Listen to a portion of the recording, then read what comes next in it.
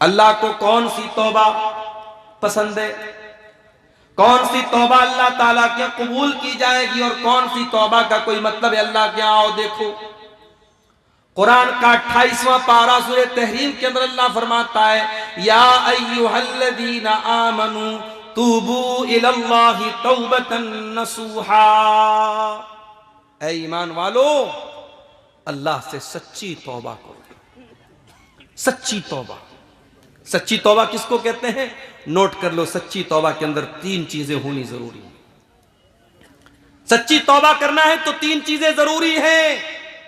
Number 1, अल इक़लाउ अनिल मासिया। जिस गुनाह से तौबा कर रहे हो उस गुनाह को फौरन छोड़ना पड़ेगा। शराबी शराब से तौबा करना चाहता है, शराब को छोड़ना पड़ेगा। जानी जिना से तौबा करना चाहता है, जिना को छोड़ना पड़ेगा।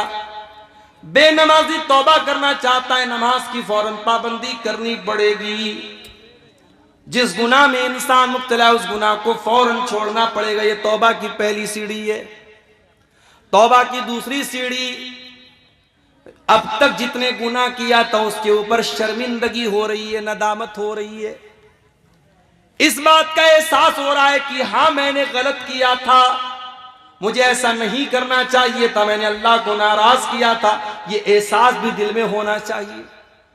और तौबा की तीसरी शर्त यह है, आइंदा वो गुनाह ना करने का पक्का इरादा किया जाए। 3 चीजें जब तक नहीं पाई जाएंगी तब तक सच्ची तौबा न होगी। और अगर गुनाह का ताल्लुक हुकूकुल इबाद से है, किसी की जमीन हथिया ली, किसी का पैसा मार करके बैठ गया, किसी का हक मार लिया, किसी को गाली दे दी, किसी की गीबत कर दी, तो अब चौथी कंडीशन भी उसके साथ जोड़ लीजिए। ये 3 कंडीशन तो अपनी जगह, चौथी कंडीशन क्या है? अगर मसला हुकूकुल इबाद का है तो जिसका हक आपने लिया है उसको देना पड़ेगा। जिसकी जमीन आपने नाजायज तौर पर ली उसको वापस लौटाना पड़ेगा। जिसका पैसा आपने गलत तरीके से लिया पैसा लौटाना पड़ेगा। जिसको गाली दी उससे जाके माफी मांगनी पड़ेगी। जिसकी गीबत की उससे जाके माफी मांगनी पड़ेगी। अगर आपने पैसे के बदले पैसा न दिया, जमीन के बदले जमीन न दिया, सोने के बदले सोना न दिया, खेत के बदले खेत न दिया, तो कल कयामत के दिन सोना के बदले जमीन के बदले खेत के बदले पैसे के बदले आपको अपनी नमाज देना पड़ेगा, आपको अपना रोजा देना पड़ेगा, आपको अपनी इबादतें देनी पड़ेंगी, आपको अपनी नेकियां देनी पड़ेंगी। और जब नेकी खत्म हो जाएगी, अल्लाह के नबी फरमाते हैं सामने वाले के गुनाह इंसान के ऊपर लाद दिए जाएंगे। गुनाह लाद दिए जाएंगे। इंसान दुनिया में बड़ी मेहनत से नेकी करता है, अल्लाह को राजी करता है। एक एक नेकी बड़ी कीमती होती है और कयामत के दिन एक एक नेकी की बड़ी अहमियत होगी। मेरे प्यारे साथियों, हुकूकुल इबाद में अगर हमने कोताही की है तो ये कोताही हमारी नेकियों को बर्बाद कर देगी और सामने वाले के गुनाह हमारे ऊपर नऊजुबिल्लाह सुम्मा नऊजुबिल्लाह लाद दिए जाएंगे। इसलिए अल्लाह कहता है, या अय्युहल्लज़ीना आमनू तूबू इलल्लाहि तौबतन नसूहा। ऐ ईमान वालो, जब तौबा करना है तो सच्ची तौबा करो।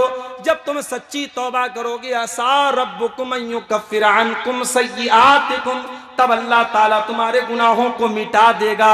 वयुदखिलकुम जन्नातिन तजरी मिन तहतिहल अन्हार, और अल्लाह ताला तुमको जन्नत में दाखिल करेगा।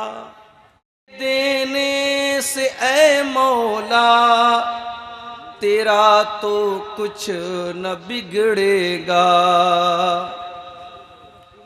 तेरे देने से ऐ मौला तेरा तो कुछ न बिगड़ेगा, मगर बन जाएगा मेरा इलाही दर गुजर कर दे।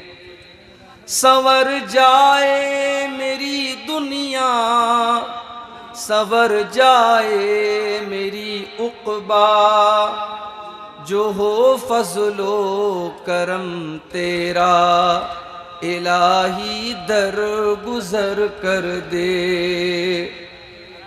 नबी की भी शफाअत हो मुझे हासिल वो महशर में, नबी की भी शफाअत जो मुझे हासिल हो महशर में, तो बेड़ा पार है मेरा, इलाही दर गुजर कर दे। गुनाहों पर हूँ शर्मिंदा, इलाही दर गुजर कर दे। बड़ा मुजरिम हूँ मैं तेरा, इलाही दर गुजर कर दे। सदर मोहतरम, उलमाए किराम, मोहतरम बुजुर्गों, नौजवान साथियों, पर्दा नशीन माँ और बहनों, प्यारे बच्चों, मुझसे पहले आप सीमांचल के एक मारूफ आलिम दीन शेख अब्दुल्ला अल काफ़ी अल मदनी हफ़िज़हुल्लाह से खिताब भी सुन रहे थे और सवालों के जवाब भी सुन रहे थे। हकीकत बात तो ये है मेरे भाइयों कि बाज़ औक़ात ऐसा होता है कि हमारे अपने इलाके में, अपनी बस्तियों में बड़ी अच्छी सलाहियत वाले उलमा होते हैं, मगर हम उनसे जितना फ़ायदा उठा सकते हैं हम नहीं उठा पाते, क्योंकि हमारे जहनों में ये बसा होता है कि नहीं साहब, कोई बाहर से आएगा, किसी दूसरे स्टेट से आएगा, किसी दूसरे इलाके से आएगा, उसकी बात हम सुनेंगे। मैं समझता हूं स्टेज के लिए और जलसों के लिए ये जो सेलिब्रिटी कल्चर है ये मुनासिब नहीं है। हम इल्म की ताजीम करें, उलमा की ताजीम करें। हम इलाके के हिसाब से, हमारे इलाके के हैं तो हम उनको वो एहतराम न दे जो देना चाहिए और बाहर के लोगों को ज्यादा दें, ये मुनासिब बात नहीं है। ठीक है, एक मेहमान है, मेहमान की अपनी एक इज्जत है, लेकिन मैं अक्सर देखता हूं, सिर्फ आपके इलाके का मसला, पूरे इंडिया में जहां जहां ये मुसीबत पाई जा रही है उन तमाम इलाकों में मैं ये बात कहता हूं, अपने इलाके के जो अच्छे उलमा हैं, जो मुस्तनद उलमा हैं, जो बासलाहियत उलमा हैं, उनसे हमें फ़ायदा उठाना चाहिए। और मैं यकीन के साथ ये बात कह रहा हूँ, बसीरत के साथ ये बात कह रहा हूँ कि शेख अब्दुल्ला अल काफ़ी हफ़िज़हुल्लाह इस इलाके के बड़े बासलाहियत उलमा में से हैं और हमें और आपको उनकी सलाहियत से फ़ायदा उठाना चाहिए। अल्लाह ताला हम सबको अपने उलमा का एहतराम करने की तौफ़ीक़ अता फ़रमाए, आमीन। मैं बहुत सी बातें माइक पर बोलना नहीं चाहता, क्योंकि यूट्यूबर लोग बेचारे इस इंतज़ार में रहते हैं कि इनको मसाला मिल जाए। हर तकरीर के पहले कुछ न कुछ कहानी हो जा रही है आजकल। मैं बिल्कुल आपके इस इलाके में पहुंचा हूं और डायरेक्ट स्टेज पे बुलाया गया हूं, क्योंकि बहुत ज़्यादा फ़ोन आ रहा था। 3-3, 4-4 लोग फ़ोन कर रहे थे, मौलाना कहाँ हैं आप, कहाँ हैं आप। मैं तो जवाब देते देते थक गया भाई। कोई एक आदमी फ़ोन कर ले काफ़ी। फिर ये फ़ोन आया कि नहीं, आप डायरेक्ट स्टेज पर आइए, पब्लिक जा रही है, लोग जा रहे हैं। और मुझे भी इस बात का एहसास है, सर्दी का मौसम है और बड़ा मसला सीमांचल के जलसों का ये है, कहीं अगर मैं जल्दी निकलना चाहता हूं तो वहां ये प्रॉब्लम है कि नहीं साहब आपको देर तक रहना है, आप बोल करके चले जाएंगे तो पब्लिक चली जाएगी। और कहीं अगर मुझे आने में कुछ देर हो रही है तो वहां मसला है कि नहीं साहब आप जल्दी आइए, आप नहीं आ रहे इसलिए पब्लिक भाग रही है। जल्दी निकलने में भी मसला है, देर में आने में भी मसला है।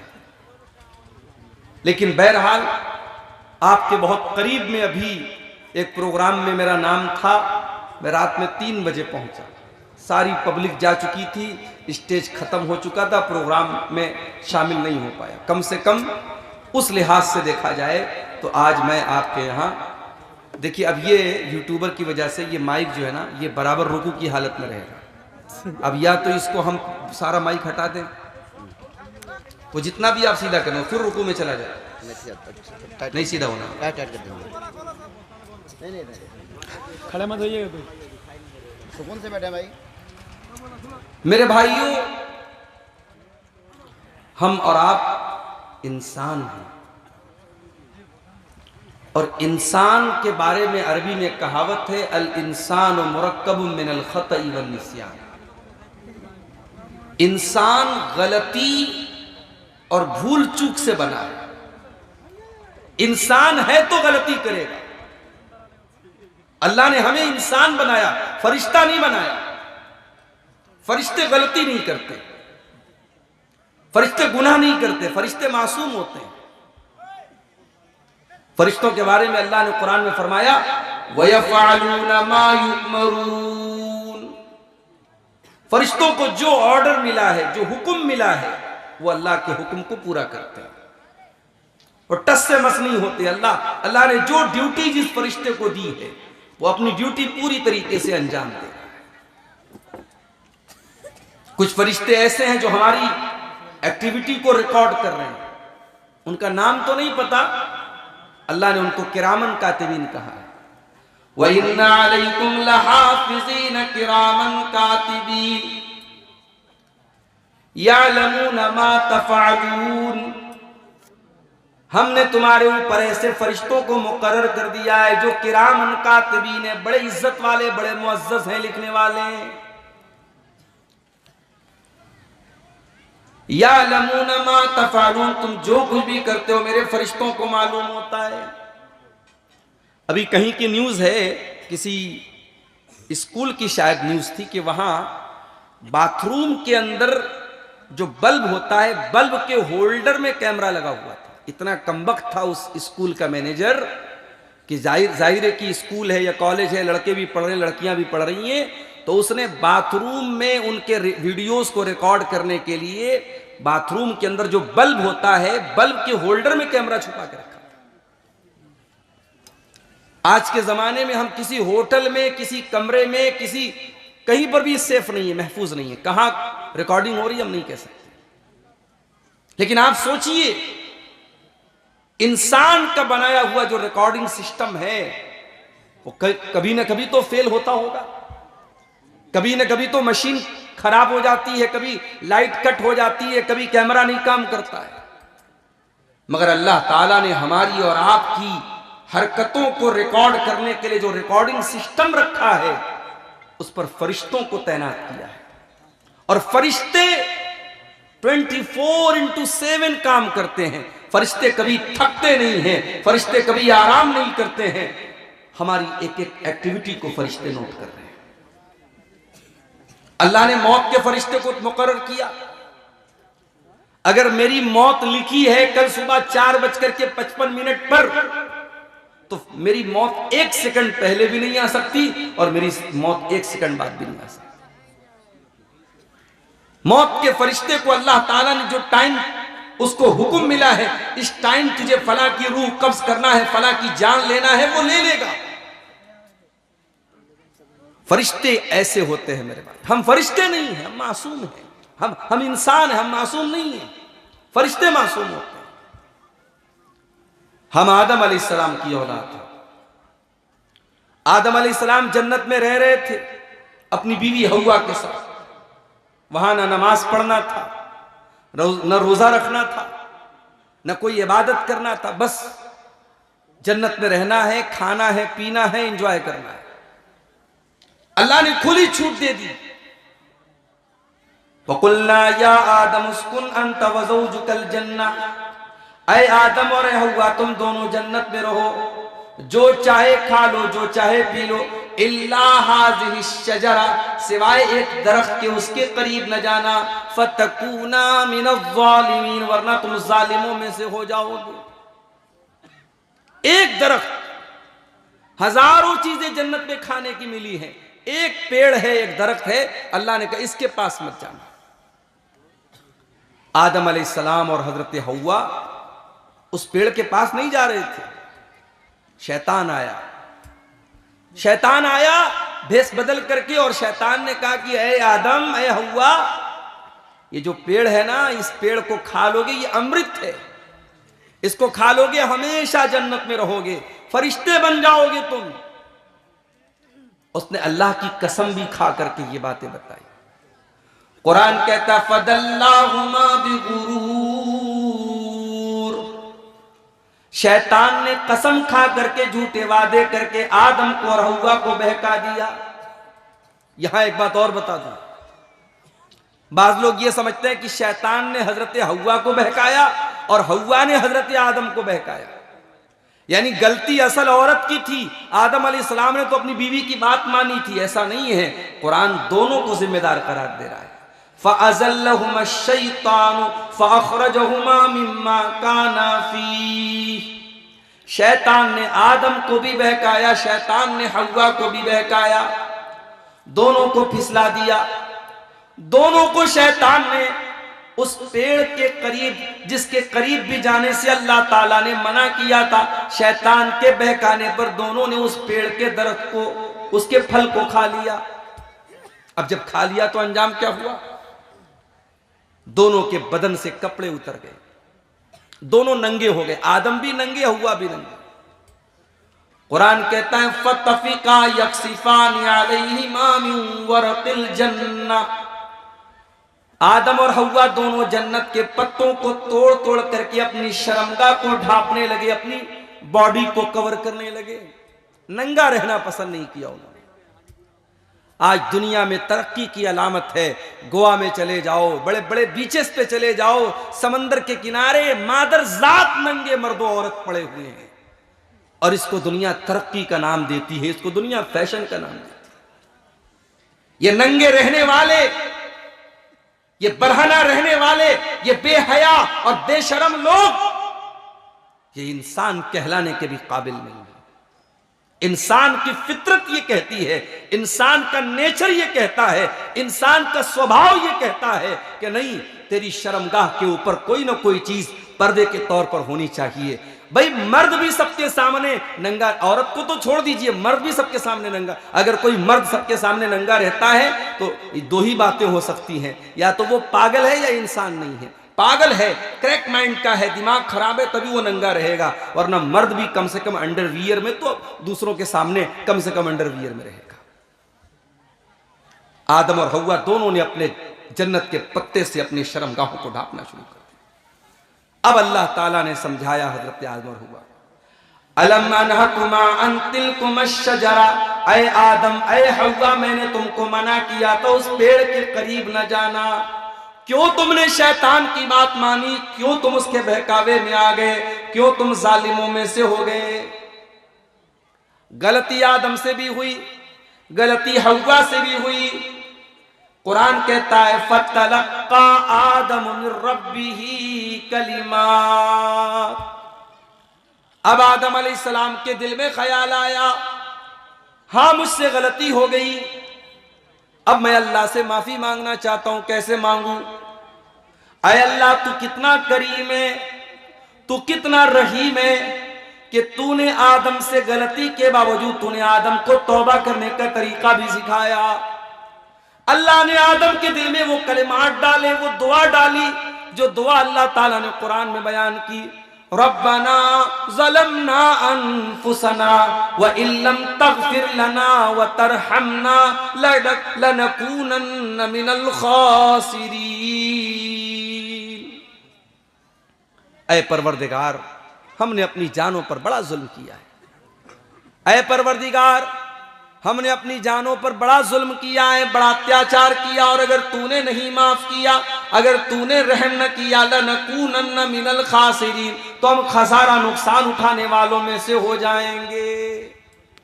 ये दुआ की आदम और हव्वा ने, और जब ये दुआ की, अल्लाह ने दोनों की दुआ को कबूल किया, दोनों की तौबा को कबूल किया। लेकिन अल्लाह ने कहा कि अब तुम जन्नत में नहीं, अब तुम जमीन पे जाओगे, अब जमीन पे जाओगे, दुनिया में रहोगे। अब ये आदम और हव्वा दुनिया में कहाँ आए, इसके बारे में कोई ऑथेंटिक रिवायत तो नहीं मिलती, लेकिन तारीख की किताबों में ये लिखा है कि हजरते आदम अलैहिस्सलाम जो थे वो इंडिया या श्रीलंका के किसी इलाके में उतरे थे और हजरते हव्वा जो थी वो जद्दा में उतरी थी। इसलिए जद्दा, अरबी में जद्दा बोलते दादी को, तो चूंकि वहां पे हजरत हव्वा उतरी थी इसलिए उस जगह का नाम जद्दा, सऊदी अरब के अंदर जो बहुत बड़ा शहर है, मशहूर इलाका है जद्दा, वहां पे ये तारीख की एक रिवायत है। हम ये नहीं कह सकते कि ये ऑथेंटिक है, मोतबर है, बस तारीख की किताबों में ये लिखा है, इसके मोतबर होने की कोई गारंटी नहीं है। दोनों को अल्लाह ताला ने जमीन पे उतारा। हम आदम और हव्वा की औलाद, अल्लाह ने हमें और आपको आदम और हव्वा की औलाद बनाया है, इंसान बनाया है। हमारी फितरत में गलती करना है, हमसे गलतियां होंगी, हमसे खताएं होंगी। खता का हो जाना उतनी बड़ी बात नहीं है, बड़ी बात यह है कि हम खता के बाद, गलती के बाद हम तौबा करें, हम अल्लाह से माफी मांगे। अल्लाह के प्यारे नबी फरमाते हैं, कुल्लु बनी आदम खत्ताउन व खैरुल खत्ताईन अत्तव्वाबून। तमाम के तमाम आदम की औलाद खता करने वाले हैं और तमाम खताकारों में सबसे बेहतरीन खताकार वो हैं जो तौबा कर लें, अल्लाह से माफी मांग लें, अल्लाह की तरफ रुजू कर लें। दुनिया में क्या होता है, एक इंसान एक बार गलती करता है, हम माफ कर देते हैं, 2 बार गलती करता है, हम माफ कर देते हैं, 3 बार गलती करता है, हम माफ, जब बार बार गलती करे तो हमारा भी बर्दाश्त का जो मादा होता है वो पूरा हो जाता है। बाप बेटे की 1 बार गलती माफ करता है, 2 बार गलती माफ करता है, जब बेटा बार बार गलती करता है तो बाप कहता है नहीं, अब तू गलती नहीं कर रहा है, तू बदतमीजी कर रहा है। फिर बाप भी बेटे को घर से निकाल देता है।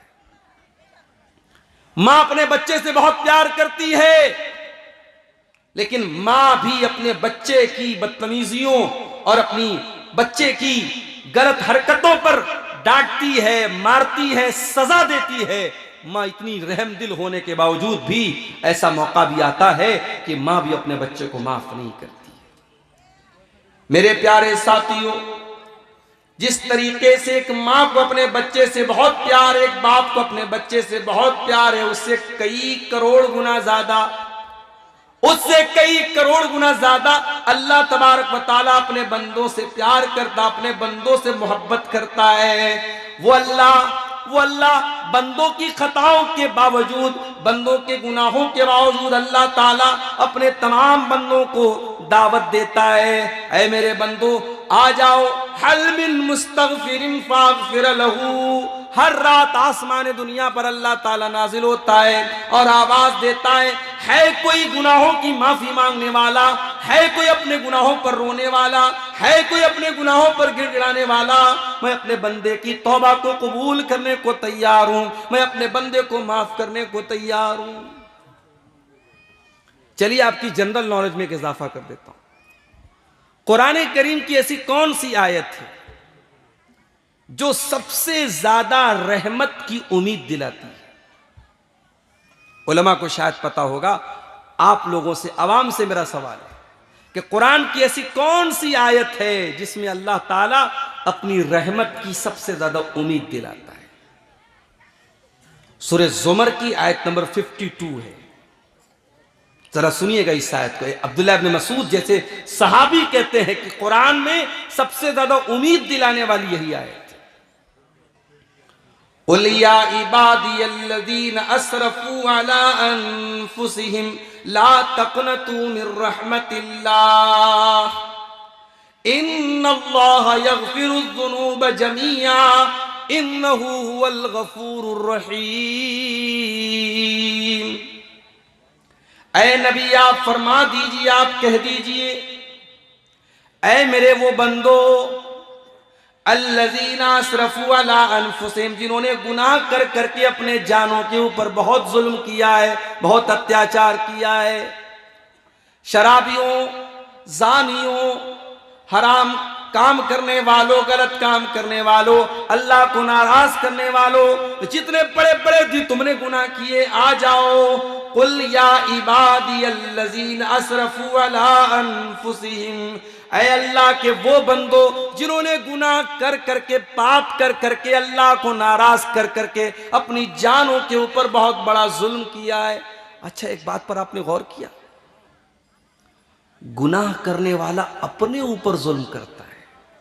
भाई शराब पी रहा है एक इंसान, शराब से किसी दूसरे को तो तकलीफ नहीं पहुंचा रहा है, पर अपने ऊपर जुल्म कर रहा है। ज़िना करने वाला अपने ऊपर जुल्म कर रहा है, झूठ बोलने वाला अपने ऊपर जुल्म कर रहा है, गीबत करने वाला अपने ऊपर जुल्म कर रहा है। गुनाह से बड़ा जुल्म इंसान अपने नफ्स के ऊपर नहीं करता। जब भी इंसान कोई गुनाह करे, वो अपने बाप आदम की वो दुआ को याद कर ले। गुनाह करके कोई फायदा हम नहीं करते, 2-4 मिनट लज्जत मिल जाएगी, थोड़ा मजा मिल जाएगा, थोड़ा मौज मस्ती हो जाएगी, मगर गुनाह की सजा हम ही को भुगतनी पड़ेगी। इसीलिए कुरान गुनाह को अपनी जान पर जुल्म कहता है।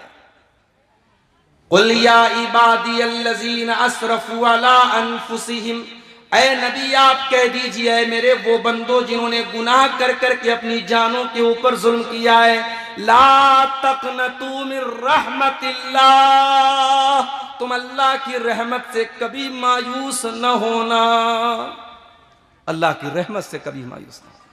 अल्लाह अकबर, अल्लाह अकबर। कितना करीम है वो रब, कितना करीम है वो रब, कि वो रब गुनहगारों से कह रहा है कि अल्लाह की रहमत से मायूस मत होना।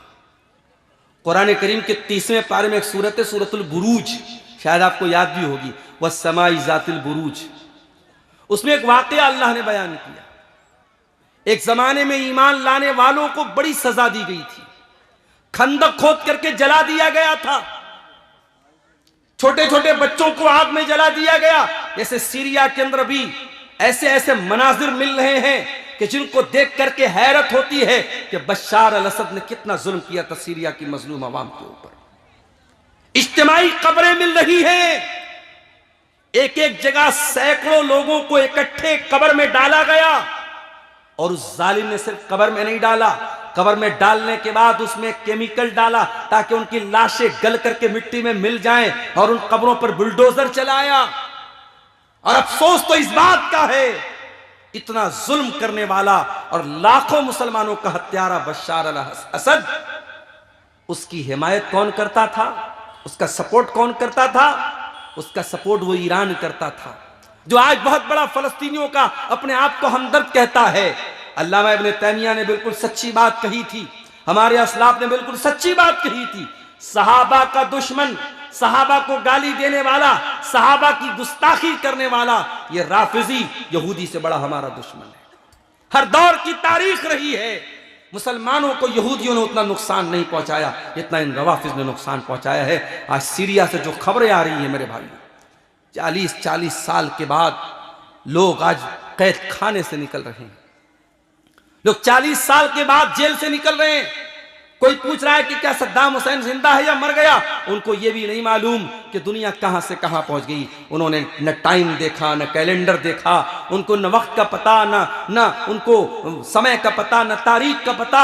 40 साल के बाद लोगों ने सूरज को देखा है, धूप देखी है। मेरे प्यारे साथियों, इसी धरती पर हमने वो जुल्म सितम भी देखा है। हर दौर में ऐसे जालिम रहे हैं, लेकिन याद रखो, जितना जालिम चाहे जितना भी जुल्म कर ले, जालिम का अंजाम एक दिन बुरा होने वाला है।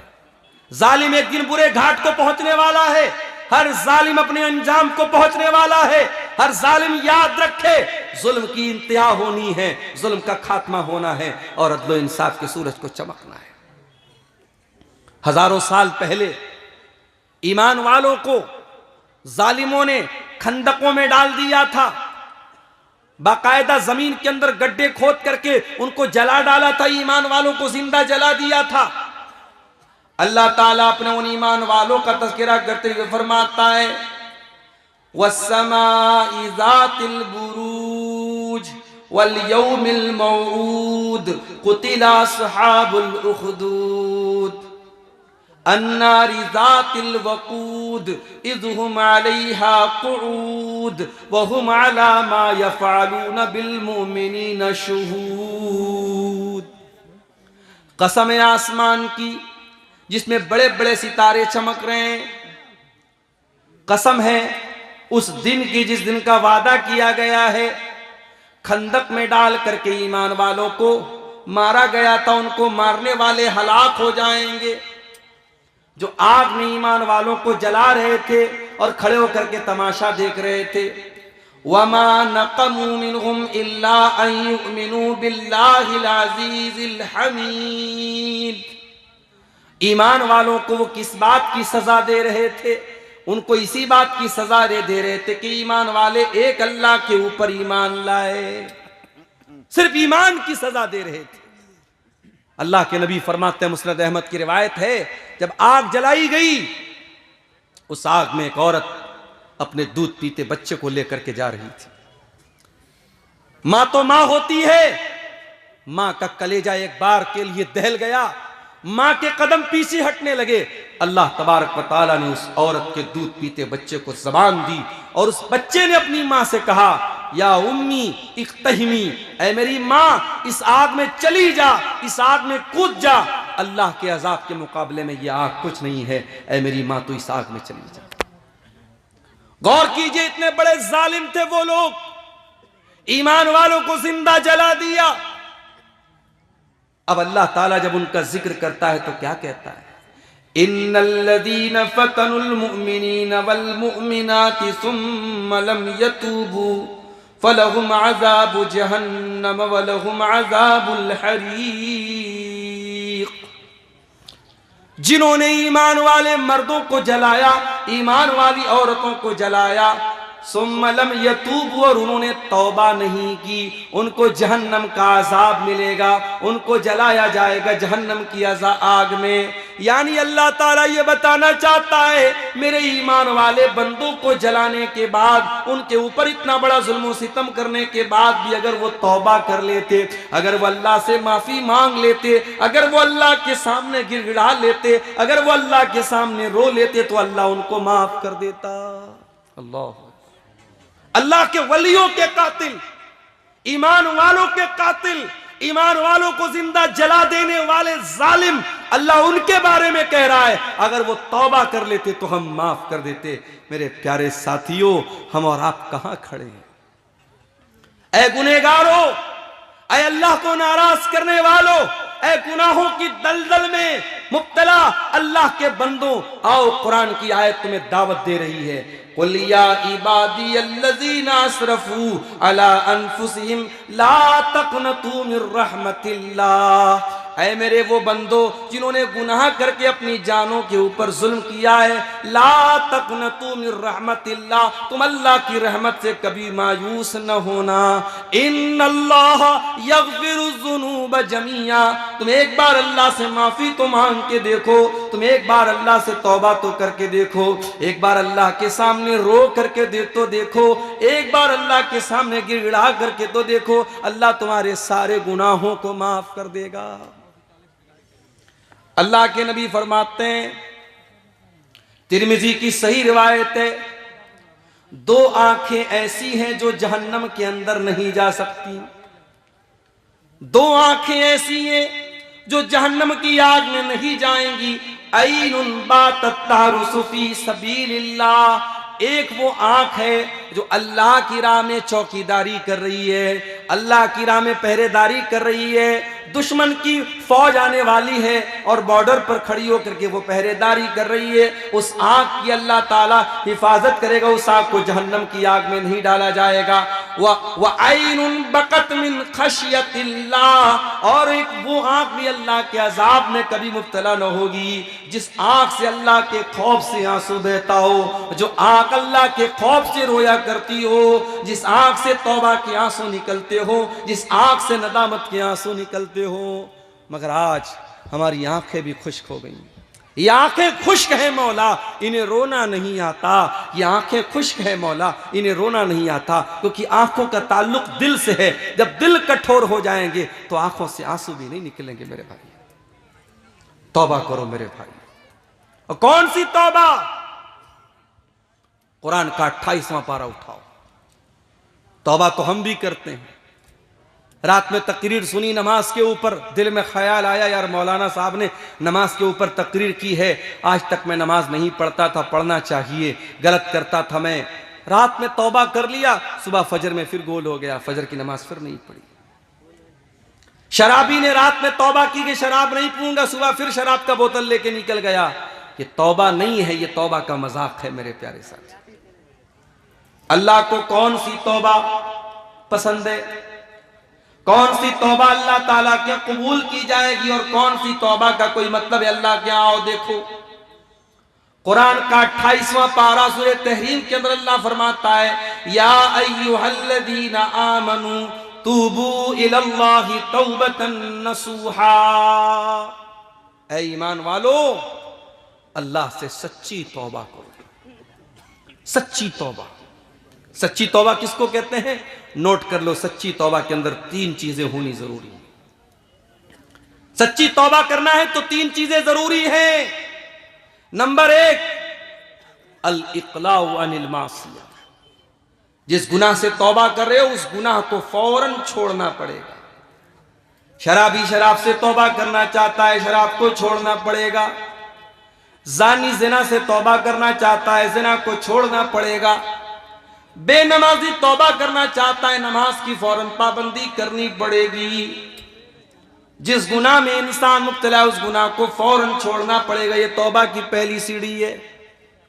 तौबा की दूसरी सीढ़ी, अब तक जितने गुनाह किया था उसके ऊपर शर्मिंदगी हो रही है, नदामत हो रही है, इस बात का एहसास हो रहा है कि हाँ मैंने गलत किया था, मुझे ऐसा नहीं करना चाहिए था, मैंने अल्लाह को नाराज किया था, ये एहसास भी दिल में होना चाहिए। और तौबा की तीसरी शर्त यह है, आइंदा वो गुनाह न करने का पक्का इरादा किया जाए। 3 चीजें जब तक नहीं पाई जाएंगी तब तक सच्ची तौबा न होगी। और अगर गुनाह का ताल्लुक हुकूकुल इबाद से है, किसी की जमीन हथिया ली, किसी का पैसा मार करके बैठ गया, किसी का हक मार लिया, किसी को गाली दे दी, किसी की गीबत कर दी, तो अब चौथी कंडीशन भी उसके साथ जोड़ लीजिए। ये 3 कंडीशन तो अपनी जगह, चौथी कंडीशन क्या है? अगर मसला हुकूकुल इबाद का है तो जिसका हक आपने लिया है उसको देना पड़ेगा। जिसकी जमीन आपने नाजायज तौर पर ली उसको वापस लौटाना पड़ेगा। जिसका पैसा आपने गलत तरीके से लिया पैसा लौटाना पड़ेगा। जिसको गाली दी उससे जाके माफी मांगनी पड़ेगी। जिसकी गीबत की उससे जाके माफी मांगनी पड़ेगी। अगर आपने पैसे के बदले पैसा न दिया, जमीन के बदले जमीन न दिया, सोने के बदले सोना न दिया, खेत के बदले खेत न दिया, तो कल कयामत के दिन सोना के बदले, जमीन के बदले, खेत के बदले, पैसे के बदले आपको अपनी नमाज देना पड़ेगा, आपको अपना रोजा देना पड़ेगा, आपको अपनी इबादतें देनी पड़ेंगी, आपको अपनी नेकियां देनी पड़ेंगी। और जब नेकी खत्म हो जाएगी, अल्लाह के नबी फरमाते हैं सामने वाले के गुनाह इंसान के ऊपर लाद दिए जाएंगे। गुनाह लाद दिए जाएंगे। इंसान दुनिया में बड़ी मेहनत से नेकी करता है, अल्लाह को राजी करता है। एक एक नेकी बड़ी कीमती होती है और कयामत के दिन एक एक नेकी की बड़ी अहमियत होगी। मेरे प्यारे साथियों, हुकूकुल इबाद में अगर हमने कोताही की है तो ये कोताही हमारी नेकियों को बर्बाद कर देगी और सामने वाले के गुनाह हमारे ऊपर नऊजुबिल्लाह सुम्मा नऊजुबिल्लाह लाद दिए जाएंगे। इसलिए अल्लाह कहता है, या अय्युहल्लज़ीना आमनू तूबू इलल्लाहि तौबतन नसूहा। ऐ ईमान वालो, जब तौबा करना है तो सच्ची तौबा करो। जब तुम सच्ची तौबा करोगे, असा रब्बुकुम अन युकफ्फिर अन्कुम सय्यिआतिकुम, तब अल्लाह ताला तुम्हारे गुनाहों को मिटा देगा। वयुदखिलकुम जन्नातिन तजरी मिन तहतिहल अनहार, और अल्लाह ताला तुमको जन्नत में दाखिल करेगा। एक बात और बताऊं आपको, एक होती है हदीस कुदसी। नाम सुना है हदीस कुदसी का? हदीस कुदसी किसको बोलते हैं? जब अल्लाह के नबी सल्लल्लाहु अलैहि वसल्लम ये कहें कि अल्लाह ताला फरमाता है तो उस हदीस को हदीस कुदसी कहते हैं। अब सवाल ये पैदा होता है, जब हदीस कुदसी में भी अल्लाह ताला फरमाता है और कुरान में भी अल्लाह ताला फरमाता है, तो कुरान में और हदीस कुदसी में क्या फर्क है? फर्क है, कुरान की तिलावत होती है, हदीस कुदसी की तिलावत नहीं होती। कुरान के अल्फाज भी अल्लाह की तरफ से हैं और हदीस कुदसी के अल्फाज नबी की तरफ से हैं, लेकिन माना अल्लाह की तरफ से। अब मैं जो हदीस आपको सुनाने जा रहा हूं वो हदीस कुदसी है, जरा गौर से सुनिए। तिरमिजी की सही रिवायत है, अल्लाह के प्यारे नबी फरमाते, अल्लाह ताला फरमाता है, ऐ आदम की औलाद, ऐ आदम के बेटे, जब तक तू मुझसे उम्मीद लगाए रहेगा, जब तक तू मुझसे माफी मांगता रहेगा, मैं तुझे माफ करता रहूंगा। वला उबाली, मैं किसी की कोई परवाह नहीं करूंगा। अल्लाह को किसी को जवाब नहीं देना है, अल्लाह को किसी को हिसाब नहीं देना है, अल्लाह को किसी का डर नहीं है। अल्लाह से तुम जब जब माफी मांगोगे, जब जब तौबा करोगे, अल्लाह तुम्हें माफ करने को तैयार है। यब्न आदम लऊ बलगत ज़ुनूबुका अनान अस्समाइ सुम्मा इस्तग़फ़रतनी ग़फ़रतु लक वला उबाली। ऐ आदम के बेटे, अगर तू इतने गुनाह कर दे, तेरे गुनाहों से आसमान के किनारे भर जाएं, इतना तू गुनाह कर दे, तेरे गुनाहों से आसमान के किनारे भर जाएं, अल्लाह ताला कहता है मेरे बंदे, इतने गुनाह करने के बाद भी तू आकर के मुझसे माफी मांगेगा, मुझसे इस्तिगफार करेगा, मुझसे तौबा करेगा, तो मेरे बंदे मैं तुझको माफ करने को तैयार हूं। ऐ मेरे बंदे, अगर तू जमीन भर के गुनाह करके आएगा और मेरे साथ तू शिर्क नहीं कर रहा होगा, तू तौहीद को लेकर के आएगा, तू सच्ची तौहीद को लेकर के आएगा और फिर तू मुझसे माफी मांगेगा, ऐ मेरे बंदे, मैं जमीन भर के मगफरत तुझको देने को तैयार हूं। यह है अल्लाह की रहमत। अल्लाह के अजाब पर आपने बहुत तकरीरें सुनी हैं, अल्लाह के गजब पर बहुत तकरीरें सुनी हैं। आज आइए जरा अल्लाह की रहमत का भी आपको जरा नक्शा खींच के दिखाता हूं। अल्लाह कितनी रहमत वाला है, अल्लाह कितने करम वाला है मेरे प्यारे साथी। अल्लाह के नबी फरमाते हैं, बनी इसराइल में एक आदमी था जो 99 लोगों का कातिल था। 99 लोगों का उसने मर्डर किया था, खून किया था। 99 लोगों का कत्ल करने के बाद उस इंसान के दिल में तौबा का ख्याल आया। उसने पूछा कि इस दौर का सबसे बड़ा आलिम कौन है? लोगों ने आलिम का पता न बता करके राहिब का पता बता दिया। आलिम का काम आलिम ही करेगा, अगर आलिम का काम किसी गैर आलिम से लोगे तो गलत रास्ते पर चले जाओगे। आज यही तो हो रहा है। इंटरनेट पर आप देख लीजिए, आज औरतें भी तकरीर कर रही हैं और मसले मसाइल बयान कर रही हैं, और बाकायदा फेसबुक के ऊपर मैंने देखा कि मियां बीवी के जो प्राइवेट मसाइल हैं, जो मियां बीवी के आपस के मुलाकात के मसाइल है, जो बहुत ही प्राइवेट किस्म के मसाइल हैं, उनको मसाले लगा लगा करके नकाब पहन करके औरत बयान कर रही है, सिर्फ इसलिए ताकि उसको व्यू ज्यादा से ज्यादा मिल जाए, उसके चैनल को सब्सक्राइबर मिल जाए, उसको फेसबुक पर कमाई का एक अड्डा मिल जाए। आज कितनी औरतों ने और कितने जाहिल किस्म के लोगों ने, जो आलिम भी नहीं है, इस तरीके के मसाइल, जो सुहागरात का मसला है, मियाँ बीवी के मुलाकात का मसला है, औरतों के पीरियड का मसला है, उसको मसाले लगा लगा के बयान कर रहे हैं।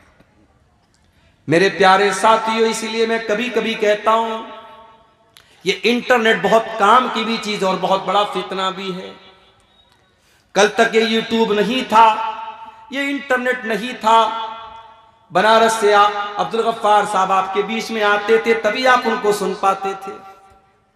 आज तो कितने इलाके ऐसे जहां मैं नहीं पहुंच पाता हूं, लेकिन यूट्यूब के जरिए वहां पर पहले से मैं पहुंच चुका हूं। कई इलाकों में मैं जाता हूं, बूढ़े लोग मेरे पास आते हैं, मुझको गले लगा के कहते हैं, मौलाना आज तक आपको यूट्यूब पर सुना करते थे, आज पहली बार आंखों से आपको देख रहे हैं। कितने लोगों ने बताया कि उनकी माएं रात में तकरीरों को सुन करके सोती हैं, तकरीर सुने बगैर उनको नींद नहीं आती है। ये इस मोबाइल की आप खूबी कह सकते हैं, इस मोबाइल की आप एक बहुत बड़ी इसकी सिफत कह सकते हैं। लेकिन आज इस इंटरनेट ने, इस मोबाइल ने, आज इसका बहुत गलत इस्तेमाल भी हो रहा है मेरे भाइयों। जो बेहयाई वाला इस्तेमाल हो रहा है उसको जाने दीजिए, दीन के नाम पर भी इस मोबाइल का बहुत गलत इस्तेमाल हो रहा है। आज कितने चैनल ऐसे हैं जिस पर फजूल किस्म के वाहियात किस्म के इस्लामिक वीडियोस बनाए जा रहे हैं। मिर्च मसाला लगा करके, कहीं की ईंट और कहीं का रोड़ा जोड़ करके, थंबनेल लगा करके वीडियो बनाए जा रहे हैं। उस तकरीर के अंदर जो बात बयान नहीं हुई है उस बात को थंबनेल के अंदर पेश किया जा रहा है, सिर्फ इसलिए ताकि चैनल को ज्यादा से ज्यादा देखने वाले मिल जाएं, ताकि वीडियो को ज्यादा से ज्यादा देखने वाले मिल जाएं। आलिम का काम आलिम से लेना है, गैर आलिम से लोगे तबाही और हलाकत आएगी। मैं कहता हूं बहुत बड़े बड़े लोग हैं, मैं नाम नहीं लूंगा, इस दौर के बहुत बड़े बड़े स्कॉलर हैं, मगर उनका मैदान क्या है?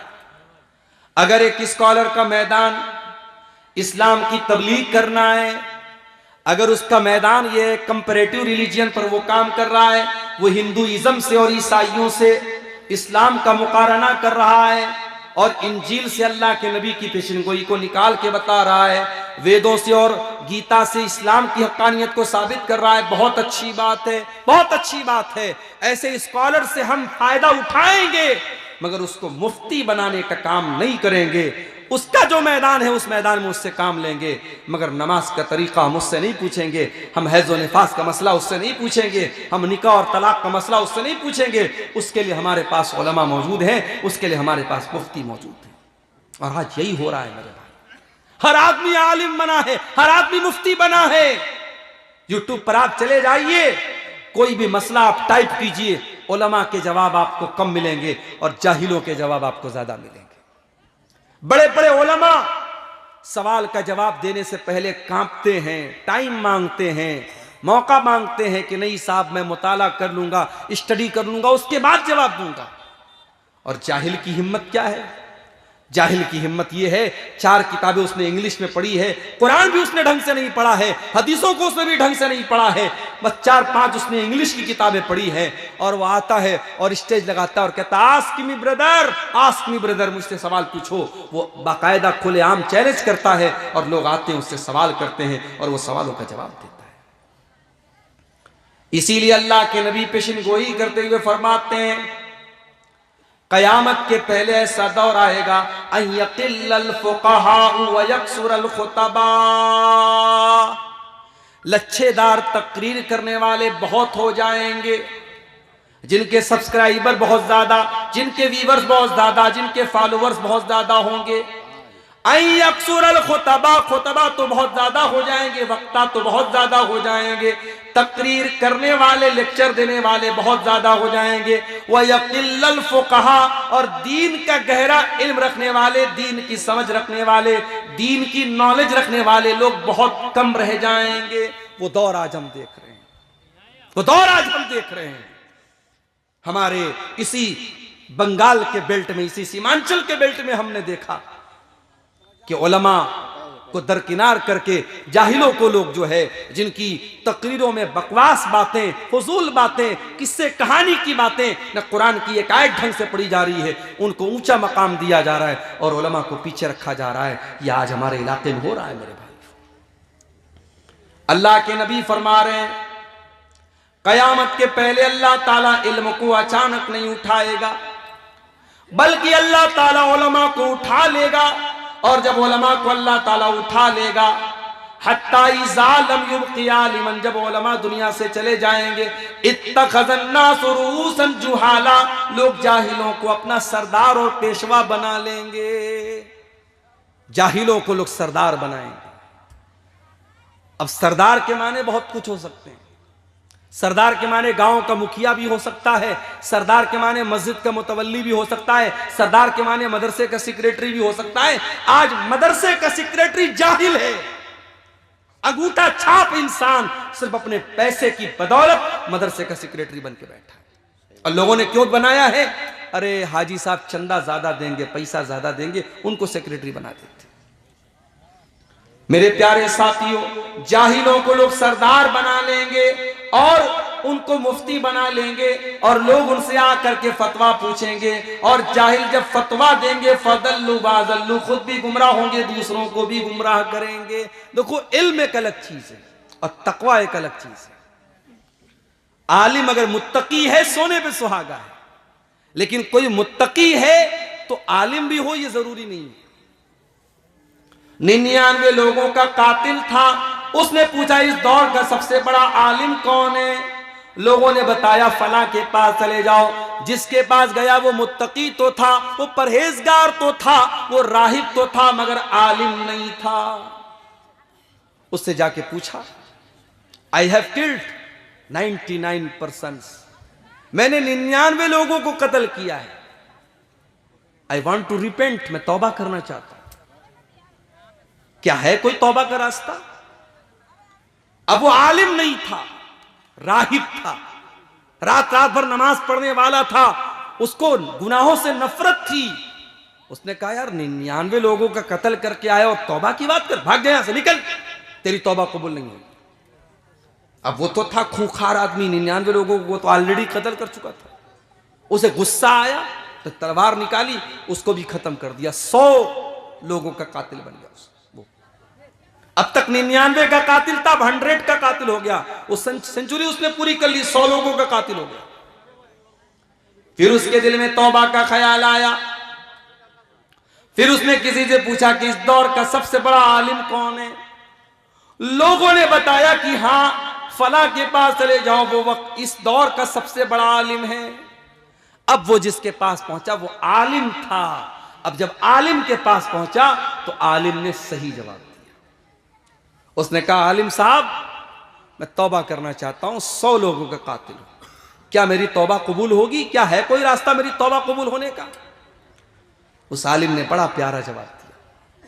उसने कहा मैं यहूल बैनक व बैन तौबती का, अगर तू तौबा करना चाहता है तो तेरे और तेरी तौबा के बीच में मैं रुकावट नहीं बन सकता, कोई रुकावट नहीं बन सकता। तू तौबा कर सकता है, लेकिन हां तुझे तौबा करने के लिए वो बस्ती छोड़नी पड़ेगी, वो इलाका छोड़ना पड़ेगा। इलाके का बड़ा असर पड़ता है। बेईमानों के इलाकों में रहोगे बेईमान हो जाओगे, सूदखोरों के इलाकों में रहोगे सूदखोर हो जाओगे, शिर्क करने वालों के साथ उठोगे बैठोगे, तुम्हारे अंदर शिर्क की मोहब्बत पैदा हो जाएगी। माहौल का बहुत बड़ा असर पड़ता है मेरे प्यारे साथी। इसीलिए जब कहीं मकान खरीदो तो पहले ये देख लो कि मकान तो अच्छा है, घर तो अच्छा है, पड़ोस कैसा है, पहले पड़ोस देख लिया करो मेरे प्यारे साथी। हजरत आसिया का नाम सुना है? फिरौन की बीवी हजरत आसिया, उन्होंने अल्लाह से दुआ की थी। इतने बड़े जालिम बादशाह की बीवी थी। बादशाह ने अपने महल से निकाल करके हजरत आसिया को जंजीरों में जकड़ के रखा था, उन पर जुल्म और सितम करता था, मारता था, पीटता था। हजरत आसिया अल्लाह से दुआ करती है, बड़ी प्यारी दुआ करती है। क्या कहती है? रब्बिब्नि ली इंदक बैतन फिल जन्नह वनज्जिनी मिन फिरऔन व अमलिही वनज्जिनी मिनल कौमिज़ ज़ालिमीन। आए अल्लाह तू मुझे जन्नत में अपने पास एक घर अता फरमा, अपने पास एक घर अता फरमा। हजरत आसिया अगर इतना कह देती है अल्लाह जन्नत में घर अता फरमा तब भी काफी था, मगर उन्होंने कहा कि आए अल्लाह तू अपने पास एक घर अता फरमा, यानी आए अल्लाह मुझे जन्नत में भी तेरा कुर्ब चाहिए, मुझे जन्नत में भी तेरे पास एक घर चाहिए। इसीलिए उलमा कहते हैं कि हजरत आसिया ने घर से पहले पड़ोस मांगा था।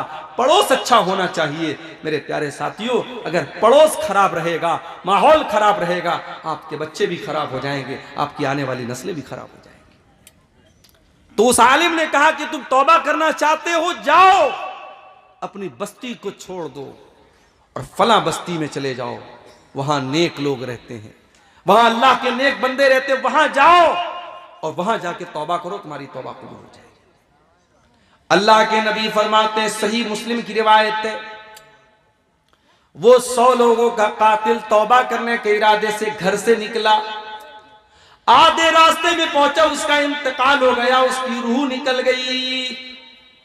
अब अजाब का फरिश्ता भी आ गया, रहमत का फरिश्ता भी आ गया। रहमत का फरिश्ता कहने लगा ये तौबा करने के मकसद से निकला था, इसको मैं लेकर के जाऊंगा। अजाब का फरिश्ता कहने लगा ये 100 लोगों का कातिल था, इसको मैं लेकर के जाऊंगा। अजाब वाला कह रहा है मैं लेके जाऊंगा, रहमत वाला कह रहा है मैं लेके जाऊंगा। अल्लाह के नबी फरमाते अल्लाह ताला ने तीसरे फरिश्ते को भेजा और तीसरा फरिश्ता इंसान की शक्ल में आया और उसने आकर के फैसला दिया कि एक काम करो, रास्ते को नाप लो। तुम लोग फरिश्ते हो, तुम्हारे लिए कोई मुश्किल काम नहीं है, रास्ते को नाप लो। अगर ये नेक लोगों की बस्ती से करीब है तो रहमत का फरिश्ता लेके जाएगा, अगर बुरे लोगों की बस्ती से करीब है तो अजाब का फरिश्ता लेके जाएगा। चुनांचा दोनों फरिश्तों ने रास्ते को नापा। जब रास्ते को नापा गया तो वो 100 लोगों का कातिल, चूंकि सच्ची तौबा के इरादे से निकला था, वो नेक लोगों की बस्ती से ज्यादा करीब निकला। एक बित्ता, एक बालिश तो वो ज्यादा करीब निकला नेक लोगों की बस्ती से। चुनांचे रहमत का फरिश्ता उसको लेकर के गया। 100 लोगों का कातिल अल्लाह की रहमत का हकदार बन गया। मेरे प्यारे साथियों, अल्लाह की रहमत से कभी मायूस न होना, सच्ची तौबा करो, अल्लाह जरूर आपकी तौबा को कबूल करेगा। अरे अगर तुम सच्ची तौबा कर लोगे, कुरान कहता है सच्ची तौबा करने का इनाम क्या मिलेगा। कुरान का 19वां पारा उठाओ, अल्लाह ताला फरमाता है वल्लज़ीन ला यशहदून ज़ूर वल्लज़ीन ला यदऊन मअल्लाहि इलाहन आखर वला यक़्तुलून अन्नफ्स अल्लती हर्रमल्लाहु इल्ला बिलहक़्क़ि वला यज़नून। अल्लाह ने 3 बड़े बड़े गुनाहों का नाम लिया। मेरे नेक बंदे अल्लाह के साथ शिर्क नहीं करते, मेरे नेक बंदे किसी बेगुनाह को कत्ल नहीं करते, मेरे नेक बंदे जिना नहीं करते। ये 3 बड़े बड़े जुर्म हैं। इस्लाम की नजर में 3 महापाप क्या है? शिर्क करना, कत्ल करना और जिना करना, ये 3 महापाप हैं। इसीलिए अल्लाह के नबी से पूछा गया अय्यु ज़म्बि आज़म इंदल्लाह, अय अल्लाह के नबी सबसे बड़ा गुनाह अल्लाह ताला के नजदीक क्या है? आपने फरमाया अन तजअल लिल्लाहि निद्दन व हुवा खलक़क, सबसे बड़ा गुनाह यह है कि तुम अल्लाह के बराबर किसी को ठहरा दो, अल्लाह का दर्जा किसी और को दे दो, अल्लाह के सिवा किसी और को मुश्किल कुशा मान लो, अल्लाह के सिवा किसी और को बिगड़ी बनाने वाला मान लो, अल्लाह के सिवा किसी और को औलाद देने वाला बना लो, अल्लाह के सिवा किसी और को बीमारी से शिफा देने वाला बना लो, अल्लाह के बराबर किसी को ठहरा दो। ये सबसे बड़ा गुनाह है, शिर्क सबसे बड़ा गुनाह है। पूछा गया है अल्लाह के नबी उसके बाद सबसे बड़ा गुनाह क्या है? आपने फरमाया अन तक़्तुल वलदक खश्यता अन यतमा मअक, शिर्क के बाद सबसे बड़ा गुनाह यह कि तुम अपनी औलाद को कत्ल कर दो इस डर से कि वो तुम्हारे साथ खाएगी। औलाद को कत्ल कर दो, यह सबसे बड़ा गुनाह है। 1400 साल पहले लड़की पैदा होती थी, लोग लड़की पैदा होने के बाद, बेटी पैदा होने के बाद उसको मार डालते थे। आज हमारी सरकार का नारा है बेटी बचाओ बेटी पढ़ाओ। यह अलग बात है, न बेटी को पढ़ाया जा रहा है न बेटी को बचाया जा रहा है। बेटी अगर पढ़ना चाहे तो पढ़ना भी मुश्किल है, और बेटियों की जिंदगी को इतना मुश्किल बना दिया गया कि आज 4 साल की बच्ची को भी माँ बाप अकेले घर पे छोड़ के जाने को तैयार नहीं है। 4-4 साल की मासूम बच्चियों के साथ भी आज रेप किया जा रहा है। सरकार तो नारा लगा रही है बेटी बचाओ बेटी पढ़ाओ, लेकिन रेप करने वाले जालिमों को आज कोई सजा देने वाला नहीं है। कितने रेप करने वाले दौलत के बल पे और पावर के बल पे आज आजाद घूमते रहते हैं। मेरे प्यारे साथियों, 1400 साल पहले जनाब मोहम्मद रसूलुल्लाह ने यह नारा लगाया था, ओ लोगों, बेटियों को मारना, बेटियों को कत्ल करना बहुत बड़ा पाप है, बहुत बड़ा गुनाह है। अल्लाह के नबी ने कुरान की आयत पढ़ के सुनाई थी, वइज़ल मौऊदतु सुइलत, ऐ बेटियों को जिंदा जमीन में गाड़ने वालों, ऐ बेटियों को कत्ल करने वालों, ऐ बेटियों की हत्या करने वालों, ये बेटियां कल कयामत के दिन से पूछा जाएगा कि तुम्हारे माँ बाप ने क्यों तुम्हें मारा था, किस जुर्म में तुमको मारा था। आज तो माशाअल्लाह इंसान तरक्की पर पहुंच गया, चांद पर पहुंच गया इंसान, मगर आज भी बेटियों को मारने का सिलसिला जारी है। कहीं जहेज के नाम पर बेटी को मारा जा रहा है, कहीं अपनी गर्लफ्रेंड को, अपनी महबूबा को कत्ल कर करके 60-60, 50-50 टुकड़े करके उसको फ्रीज में रख करके मारा जा रहा है। उसकी लाश को बेसिन के अंदर बहाया जा रहा है। आज भी बेटी को मारा जा रहा है और कहीं पर तो बेटी को मां के पेट में भी कत्ल किया जा रहा है, जिसको गर्भपात कहा जाता है, जिसको एबॉर्शन कहा जाता है, जिसको इसकात हमल कहा जाता है। मां के पेट में बच्ची को मारा जा रहा है और ये आज के दौर का तरक्की याफ्ता इंसान कर रहा है। 1400 साल पहले के लोग ये काम करते थे तो जाहिल थे, आज तो पढ़ा लिखा इंसान है। याद रखो मेरे प्यारे साथियों, अगर मां के पेट में, अगर औरत के पेट में प्रेगनेंसी हो चुकी है, बच्चा ठहर चुका है, फिर उसको कत्ल करने की बिल्कुल इजाजत नहीं है। हाँ, बहुत क्रिटिकल केस हो जाए, अगर डॉक्टर का ये कहना है कि अगर बच्चा पैदा हुआ तो मां की जान चली जाएगी, मां की सेहत बहुत खतरनाक है, मां की तंदुरुस्ती इस लायक नहीं किया और बच्चे को जन्म दे, तो ये एक मजबूरी का केस है। उस सूरत में उलमा ने इजाजत दी है कि चलो ठीक है, अगर उस सूरत में प्रेगनेंसी मां की जान के लिए खतरा है तो उस सूरत में तो एबॉर्शन करवाया जा सकता है। मगर फैमिली प्लानिंग के नाम पे कि हमें 2 ही बच्चे चाहिए थे और तीसरा बच्चा अगर ठहर गया और प्रेगनेंसी हो गई तो सिर्फ इसलिए कि अरे यार 2 को तो बड़ी मुश्किल से खिला रहा हूं, तीसरी को कैसे खिलाऊंगा, अगर इस डर से और इस सोच से अगर मां के पेट में बच्ची को मारा है या बच्चे को मारा है तो याद रखिए ये कत्ल औलाद है और अल्लाह के नबी ने इसको दूसरा बड़ा गुनाह करार दिया। आपने फरमाया कि दूसरा बड़ा गुनाह ये है कि तुम अपनी औलाद को कत्ल करो इस डर से कि वो तुम्हारे साथ खाएगी। फिर पूछा गया अल्लाह के नबी तीसरा बड़ा गुनाह क्या है? आपने फरमाया अंतुजानिया हलील तजारिक, अपने पड़ोसी की बीवी के साथ तुम जिना करो। क्या और औरतों के साथ जिना करना जायज है? नहीं जायज है, लेकिन पड़ोसी का नाम क्यों लिया अल्लाह के नबी ने?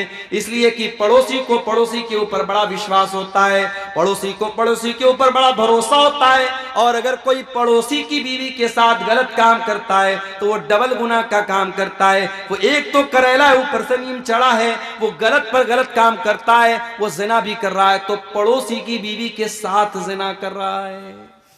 ये 3 बड़े बड़े गुनाह हैं। ये 3 बड़े बड़े गुनाह जिक्र करने के बाद अल्लाह क्या कहता है जरा उसको सुनिएगा। इल्ला मन ताबा व आमना व अमिला अमलन सालिहा फउलाइका युबद्दिलुल्लाहु सय्यिआतिहिम हसनात। शिर्क करने के बाद, कत्ल करने के बाद और जिना करने के बाद भी अगर अल्लाह कहता है कोई तौबा कर ले और ईमान ले आए और नेक अमल करे, ये 3 चीजें हैं, तौबा करे, ईमान ले आए, ईमान ले आए यानी सही रास्ते पर आ जाए और नेक अमल करने लगे। अब तक लोगों को कत्ल करता था, अब लोगों की जान बचाने वाला बन गया। अब तक जिना करता था, अब इज्जतों की हिफाजत करने वाला बन गया। अब तक शिर्क करता था, अब एक अल्लाह के आगे सर झुकाता है और शिर्क का दुश्मन बन गया।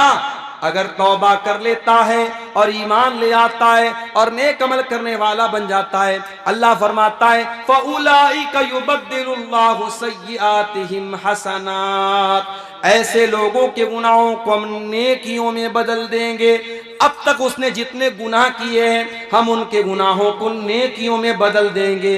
वकान अल्लाहु गफूरर रहीमा, और अल्लाह ताला तो बख्शने वाला, रहम करने वाला है, अल्लाह के लिए कोई मुश्किल बात नहीं। क्या मतलब ये हुआ कि सच्ची तौबा अगर कोई कर ले तो अब तक उसके अकाउंट में जितने गुनाह थे अल्लाह उसके सारे गुनाहों को नेकियों में ट्रांसफर कर देगा। उसने जितने गुनाह किए थे अब वो गुनाह अल्लाह ताला के नेकी माने जाएंगे अगर उसने सच्ची तौबा की है और तौबा करने के बाद अपनी तौबा के ऊपर कायम है। ये तौबा का इनाम है मेरे प्यारे साथी, मेरे प्यारे भाइयों। अल्लाह तो लुटा रहा है, अल्लाह तो रहमतों को लुटा रहा है, हम लूटने को तैयार नहीं है। अल्लाह तो तौबा की दावत दे रहा है और हम तौबा करने को तैयार नहीं है। हम तो दुनिया की मौज मस्ती में लगे हुए हैं। याद रखो मेरे भाइयों, कल के ऊपर न टालो, आज तौबा करो, अभी तौबा करो। कल न कर, कल का कोई भरोसा नहीं, कल न आया कभी और न आएगा कल, कल तो कल एक पल का भरोसा नहीं। तौबा को कभी कल पे मत टालो मेरे भाई, ये कल पे टालना ये भी शैतान की बहुत बड़ी चाल है। क्या हम और आप इस बात की गारंटी दे सकते हैं कि कल तक हम जिंदा रहेंगे? अरे कल छोड़ दो, हम 1 घंटे के बाद जिंदा रहेंगे, हम इस बात की गारंटी नहीं दे सकते। आज फजर की नमाज पढ़ने अपने इलाके में मैं गया, नमाज पढ़ के मस्जिद के बाहर निकला, देखा लोगों की भीड़ लगी हुई है। मैंने पूछा क्या बात है? हमारे पड़ोस के एक साहब, उनका इंतकाल हो गया था, बीमार कई महीने से चल रहे थे, रात को 4 बजे उनका इंतकाल हो गया। गौर करो मेरे प्यारे साथियों, इंसान इस बात की गारंटी नहीं ले सकता कि रात में वो सोया है तो सुबह जिंदा ही उठेगा। आज इंसान के पास दौलत है, ताकत है, हज कर सकता है, उम्रा कर सकता है, उससे बोलो जाओ भाई हज कर लो, उम्रा कर लो, कहता है नहीं मौलाना साहब जब उम्र हो जाएगी तब करेंगे। मैंने अपनी आंखों से देखा, सफा मरवा के दरमियान चक्कर लगा रहा था, मेरी 1.5 साल की बच्ची मेरी गोद में थी, उसको लेकर के मैं सफा से भी और मरवा के बीच में चक्कर लगा रहा था। कई बूढ़े लोगों को मैंने देखा, बेचारे वो सफा से मरवा के दरमियान चल नहीं पा रहे हैं। एक चक्कर लगाने के बाद वो किनारे बैठ करके सुस्ताने लगते हैं, हाँफने लगते हैं। तवाफ के दौरान मैंने देखा लोग तवाफ नहीं कर पा रहे हैं, लोग पैसा दे दे करके व्हील चेयर के ऊपर कुर्सी पर बैठ करके तवाफ कर रहे हैं। मेरे प्यारे भाइयों, क्यों उस दिन का इंतजार करते हो जब दूसरों के मोहताज होकर के तुम अल्लाह के घर का तवाफ करोगे? आज अल्लाह ने आपको नवाजा है, आज आपके पास दौलत है, आज आपके पास जवानी है, जाओ, अल्लाह ताला ने अगर आपको तौफीक दी है, जाओ जा करके हज कर लो, उम्रा कर लो।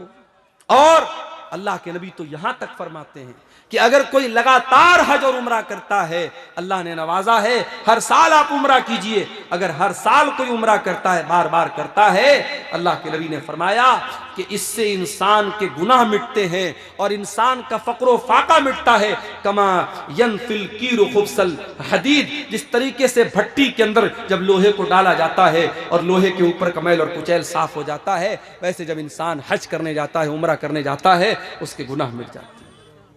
हमारे यहां क्या बोलते हैं? 900 चूहे खा करके बिल्ली चली हज को। ये मुहावरा बनाए के लिए बनाया?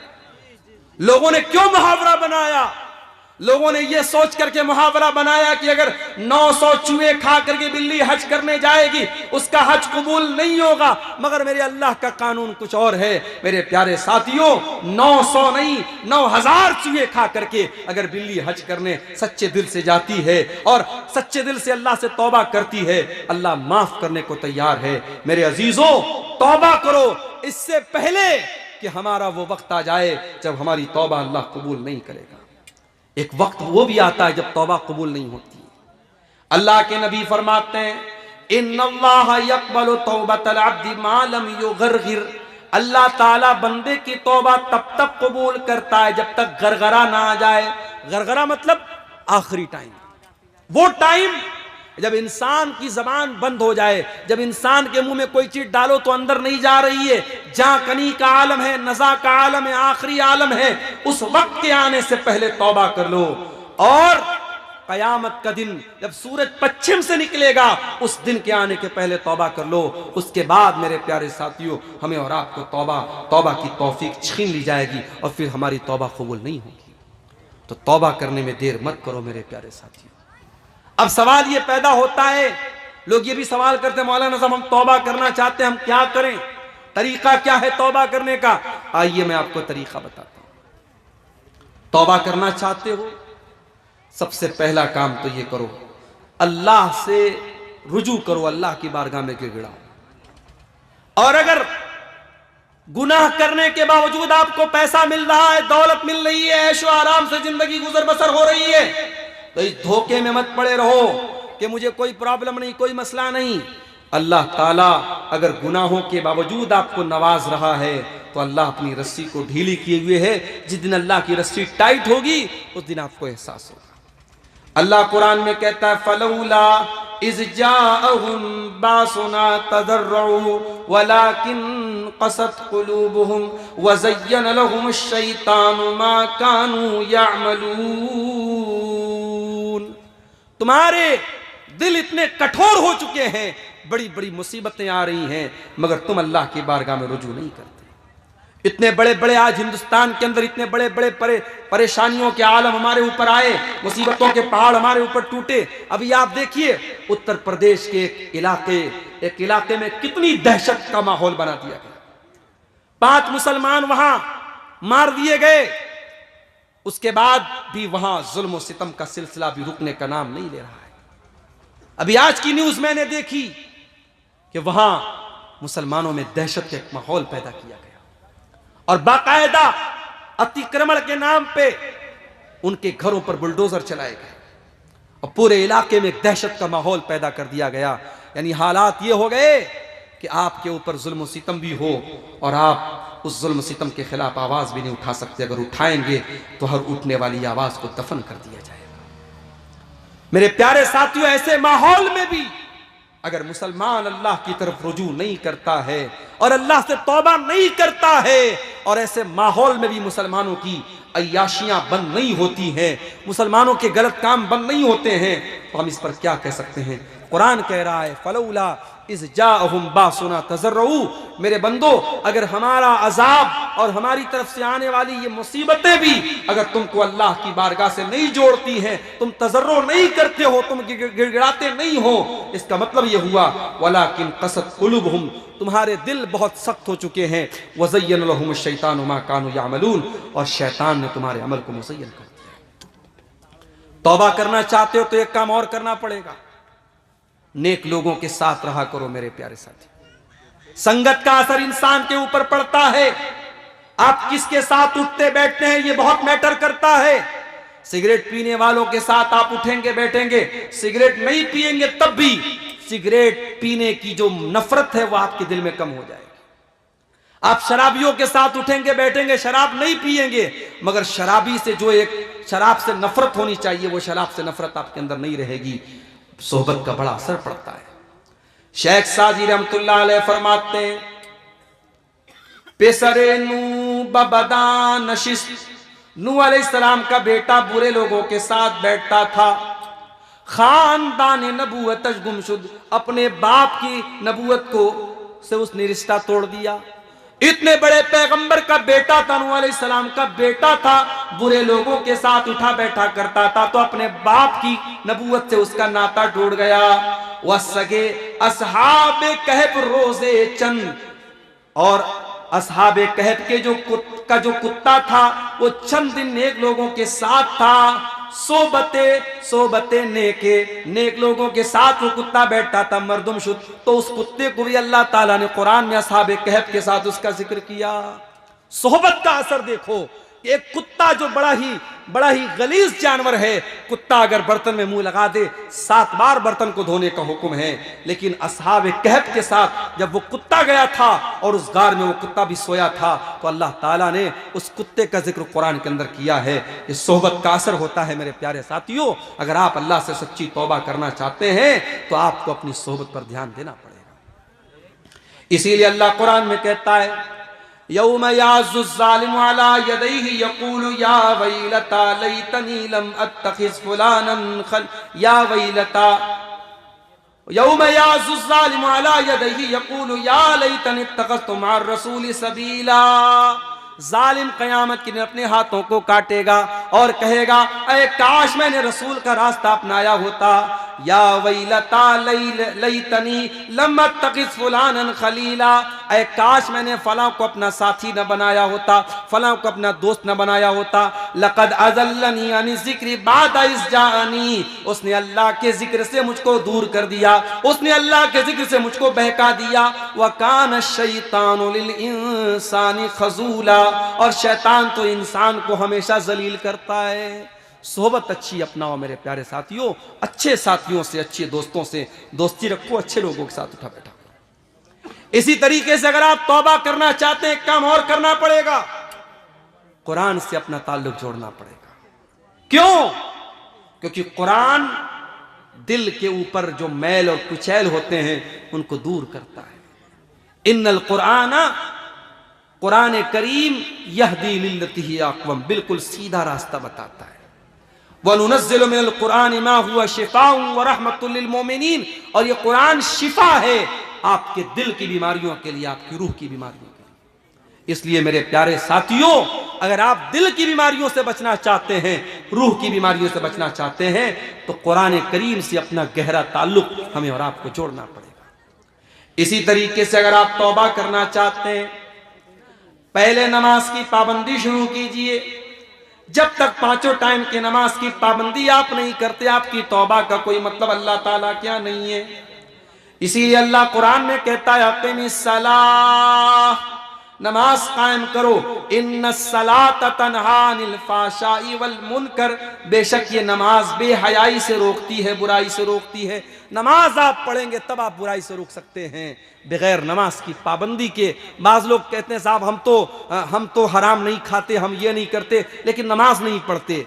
अगर आप हराम नहीं खाते बहुत अच्छी बात है, आप गीबत नहीं करते बहुत अच्छी बात है, आप अपनी ज़बान की हिफाजत करते बहुत अच्छी बात है, और अगर नमाज पढ़ने वाला हराम खा रहा है, नमाज पढ़ने वाला गीबत कर रहा है, नमाज पढ़ने वाला गलत कर रहा है, तो इसकी दोषी नमाज नहीं है।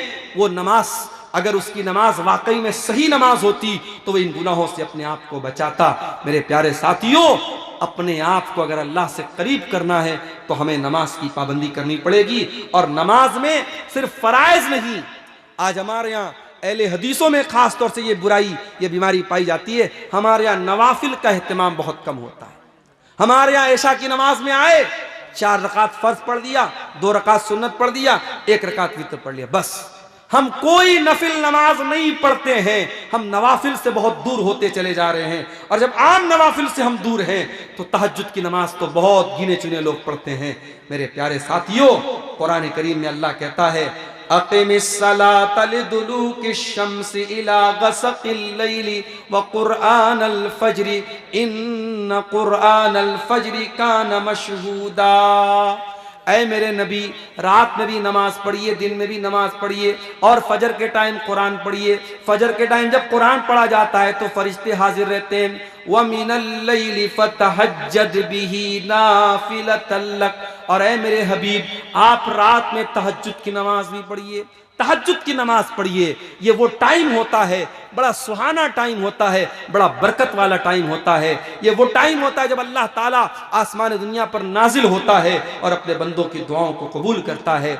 मेरे पास ऐसे भी फोन आते हैं, मौलाना साहब 10 साल हो गए शादी को, औलाद नहीं हो रही है। मौलाना साहब बहुत नौकरी की तलाश में हूँ, नौकरी नहीं मिल रही है। मौलाना साहब बहुत दिन से बिजनेस कर रहा हूँ, बिजनेस में कामयाबी नहीं मिल पा रही है। मैं एक सॉल्यूशन बताता हूँ, एक रास्ता बताता हूँ। ठीक है, आप औलाद नहीं हो रही, आप डॉक्टर के पास जाइए, इलाज करवाइए। हो सकता है आपके अंदर या बीवी के अंदर कोई मेडिकल इशू हो सकता है। आप जॉब कर रहे हैं, आप अच्छी जॉब तलाश कीजिए, अल्लाह आपको बेहतरीन नौकरी देगा। आपका बिजनेस नहीं चल रहा है, आप कोई दूसरा बिजनेस शुरू कीजिए, अल्लाह बरकत देगा। मगर मैं एक और रास्ता भी बताता हूँ। अगर औलाद नहीं मिल रही है, अगर बीवी को बच्चा नहीं हो रहा है, अगर नौकरी नहीं मिल रही, अगर कारोबार नहीं सक्सेस हो रहा है, आप सारे काम कीजिए, साथ में एक काम और कीजिए। 5 टाइम की नमाज पाबंदी से पढ़िए, और रात में कोशिश कीजिए तहज्जुद की नमाज पढ़िए। तहज्जुद की नमाज पढ़िए मेरे प्यारे साथियों। ये वो नमाज है जो आपको बहुत कुछ ऐसा देगी जो अनएक्सपेक्टेड है, जो आपने उम्मीद भी नहीं की होगी, जो आपकी उम्मीदों से भी ऊपर होगा। मेरे प्यारे साथियों, अगर आप तौबा करना चाहते हैं, अपनी रातों को अल्लाह की बारगाह में रोने वाला बना दीजिए। अल्लाह कुरान में कहता है, कल जुमा का दिन है, फजर की नमाज में आप पहली रकात पे सुनेंगे ये आयत, इमाम साहब अगर पढ़ेंगे सूरह सजदा तो ये आयत आपके सामने आएगी।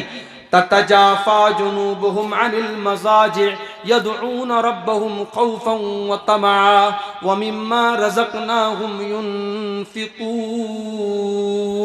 मेरे नेक बंदे रात में बिस्तर छोड़ के अल्लाह के सामने रोते हैं, गिड़गिड़ाते हैं, तौबा करते हैं, नमाज पढ़ते हैं, तहज्जुद पढ़ते हैं। मेरे प्यारे साथियों, वो है बेहतरीन टाइम।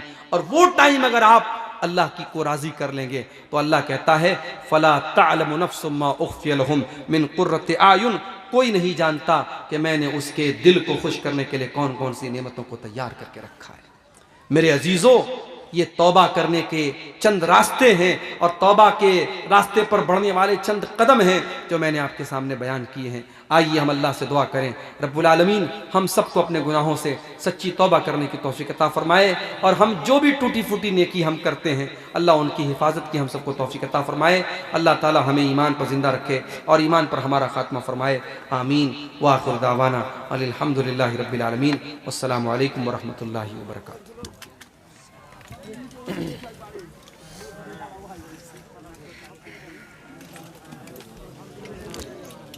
इसका